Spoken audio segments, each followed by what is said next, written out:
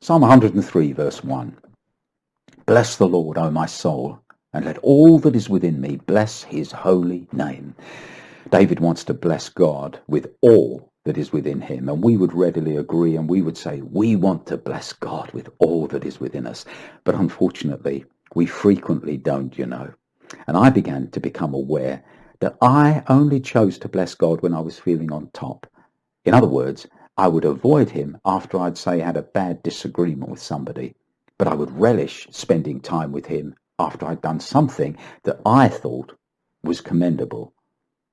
In other words, I was blessing God with a selection of who I was, of what was within me. A heavily censored version, if you like, of what I was. And God wasn't fooled for 1 second. How dare I think that I could fool God or pull the wool over his eyes?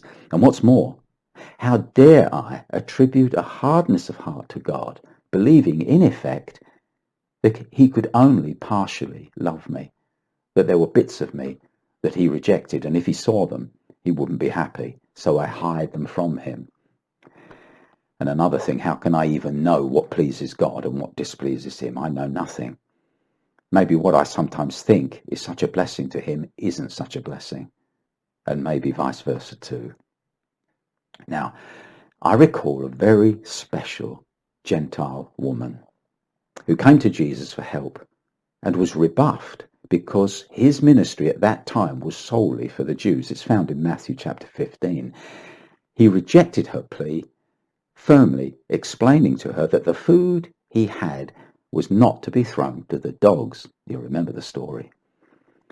Now, what would I do if I had been her? I might have nursed my indignation. I may have meekly retired from this harsh-speaking Jewish teacher, but not her. She responded. Even the dogs, she said, eat the crumbs that fall from the master's table. Didn't she realize that her persistence could have amounted to rudeness?